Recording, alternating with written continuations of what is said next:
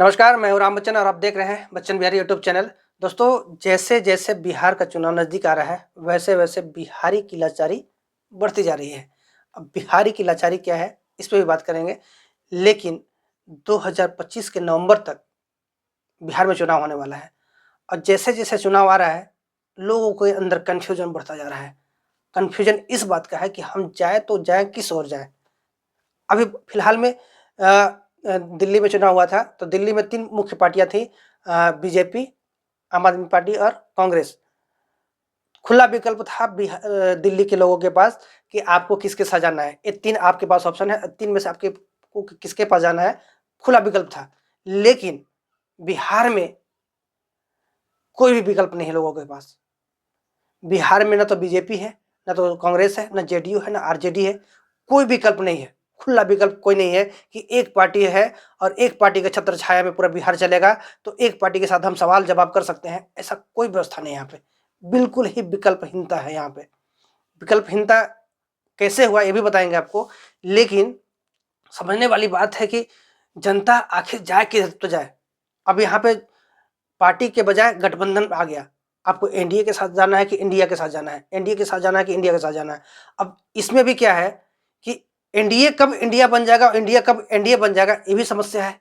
तो इसीलिए बिहार की जनता को सबसे बड़ा कंफ्यूजन है कि आखिर हम चुने किसको, पक्ष को चुने विपक्ष को चुने। समस्या यह भी है कि अभी लोगों को यह भी नहीं पता है कि कौन पक्ष है और कौन विपक्ष है। जनता को तो छोड़िए, सरकार को भी पता नहीं है कि पक्ष कौन है और विपक्ष कौन है। नीतीश कुमार कब किसको पक्ष में खड़ा कर देंगे और कब किसको विपक्ष में खड़ा कर देंगे, इसका कोई लेना देना नहीं, कि कोई पता नहीं है। और जनता ने जिसे पक्ष में बैठने के लिए चुना है, जिसे विपक्ष में चुनने के लिए बैठा है, इसका उनका कोई मर्यादा नहीं है, इसका कोई सीमा नहीं है कि कौन पक्ष में बैठेगा कौन विपक्ष में बैठेगा।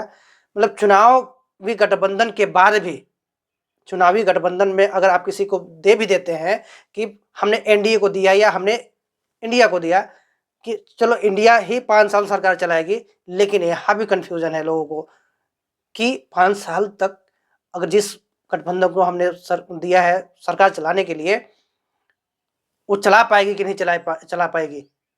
सबसे बड़ा समस्या यहाँ से है बिहार के लोगों के पास, क्योंकि नीतीश कुमार एक ऐसे शख्स हैं कि उन्होंने मतलब एक चोर को भी ईमानदार बना दिया और ईमानदार को भी चोर बना दिया। अब समझने वाली बात ऐसे है कि जैसे मान लीजिए अभी कोई जनता अगर आरजेडी वाले से कहे कि भैया तुम तो चोरों की पार्टी हो, तुम्हारे यहाँ घोटाला हुआ, ये हुआ, जंगल राज था है, तुम्हारे यहाँ तो चारा चोरी हो जाता है, तो हम तुम्हें वोट क्यों दें, हम तुम्हें वोट क्यों दें।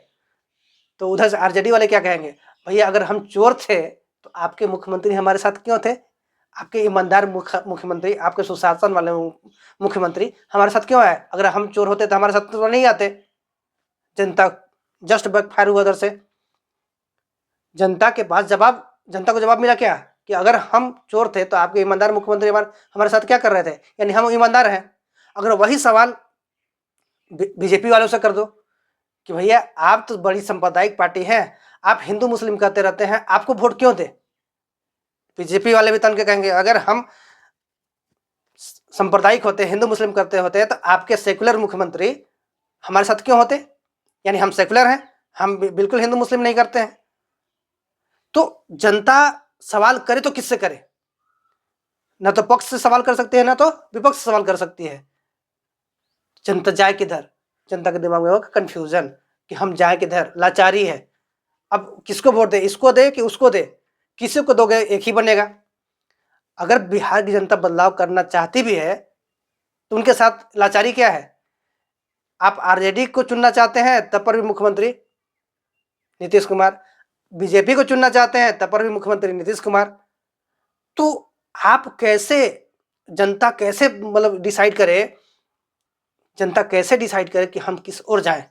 यही सबसे बड़ा कंफ्यूजन है बिहार के लोगों के पास कि आज जिस तरह से नीतीश कुमार ने की राजनीति ने विपक्षहीन जो सरकार चला रहे हैं, नीतीश कुमार की राजनीति ने सबसे बड़ा काम किया कि बिहार के विपक्ष को खत्म कर दिया।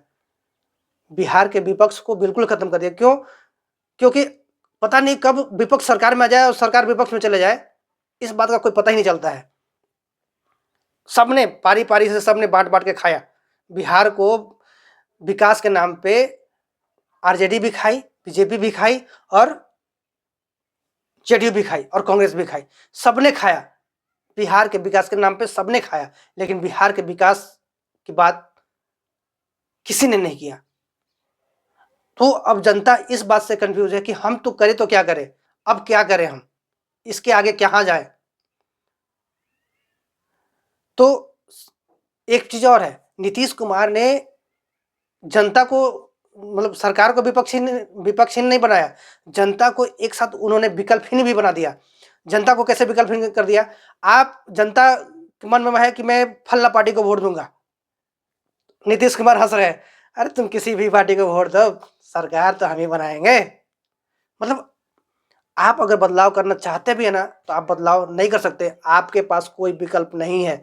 यानी जनता को विकल्पहीन बना दिया गया।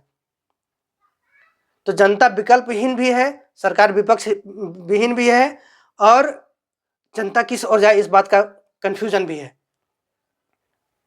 बिहार के साथ सबसे बड़ा, अगर अभी तक का समझे कि राजनीतिक पतन कहा जाए या राजनीतिक उथल पुथल कहा जाए, तो अभी चल रहा है। और बिहार इस उथल पुथल में आगे नहीं बढ़ सकता जब तक किसी प्रदेश को, किसी देश को एक अस्थिर सरकार न मिले, तब तक वो देश या प्रदेश विकास नहीं कर सकता है। एक लंगड़ा आदमी कभी भी रेस जीत नहीं सकता, जिसका एक पैर हो वो आदमी कभी रेस जीत नहीं सकता।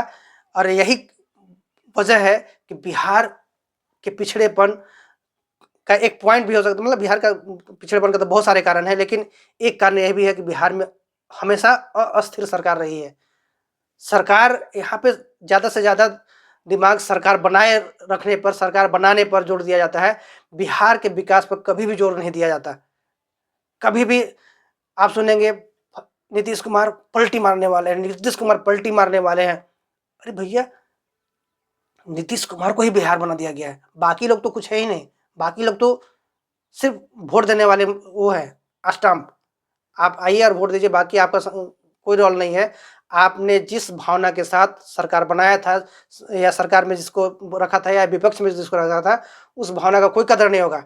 आपने अगर सोचा है कि आरजेडी विपक्ष में रहेगी, तो ये तय नीतीश कुमार करेंगे। आपके जनता की भावना का कोई कदर नहीं है कि आरजेडी विपक्ष में रहेगी कि बीजेपी विपक्ष में रहेगी।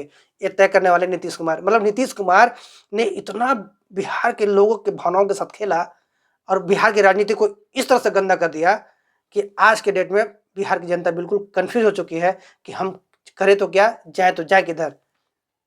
और जब तक बिहार को एक अस्थिर सरकार नहीं मिलती, तब तक बिहार का विकास आप भूल ही जाइए कि बिहार का विकास हो भी सकता है। क्योंकि जब तक आप अपने घर में किसी एक को मालिक नहीं बनाएंगे, तब तक आप किसी से सवाल जवाब अपने मतलब घर में क्या हो रहा है, कैसे हो रहा है, किससे जवाब लेंगे आप?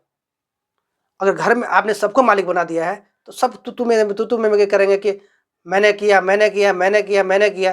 किया किसी ने नहीं, लेकिन सब क्या कहेंगे, मैंने किया। तो आप बिहार की जनता, इस बात के लिए आप तैयार हो जाइए कि आपको करना क्या है। आप कन्फ्यूजन दूर कीजिए अपना।